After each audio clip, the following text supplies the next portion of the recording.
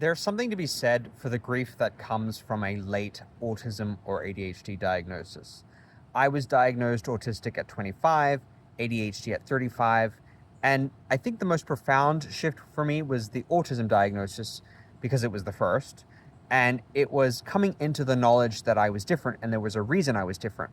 A lot of my life, I'd labored under this belief that somehow I was defective, that I was stupid or inferior because I didn't understand how to navigate social situations in the way that neurotypicals expected me to, that I couldn't meet relational expectations, that I failed to master basic tasks that required better motor skills than what I had, that I was too sensitive for having sensory overwhelm, that because I failed at certain tasks or wasn't able to accomplish certain tasks, I was somehow falling behind, and it was evidence of my inherent inferiority. A lot of the challenges associated with neurodivergence often go unexplained by the undiagnosed neurodivergent. We go through the world cobbling together some kind of rough understanding of why we are different and why we struggle, and often that's informed by the ableist narratives that are projected onto us by our society. If you can't do these certain tasks, you have failed. The fault is with you as an individual. Never mind the potential that actually it's an inherent challenge that you have that you didn't choose, that's a result of your neurotype. And when you grow up in a world that is ableist and you don't have a diagnosis, you're likely to make these kinds of conclusions, even if they are incorrect. You're likely to rule yourself as being somehow inferior. And you carry this internalized ableism in the form of shame. You feel much of your life that there's something wrong with you and that you're a bad person.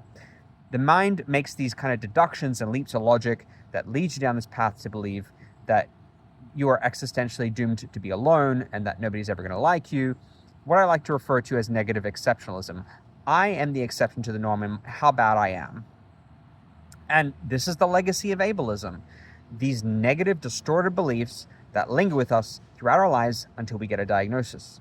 Then we get the diagnosis and we recalibrate and realize actually it was my neurotype that was shaping my experience, that many of the co-occurring challenges were responsible for why I struggled. It's not that I was inferior. However, society wants us to believe that the fault lies with you.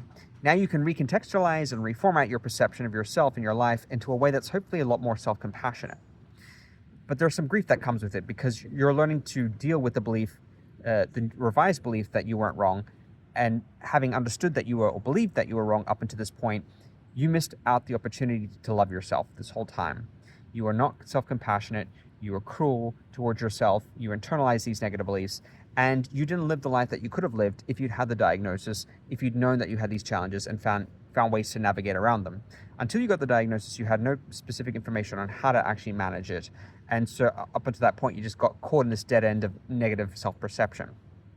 So there's a lot of grief that comes with a late diagnosis, for opportunities missed, for experiences that you could have had, and it's quite a burden to bear. I know it took me at least 2 weeks of solid grieving before I was able to really come to terms with my autism diagnosis. Have you experienced this grief as a neurodivergent getting a late diagnosis? I would love to hear from you.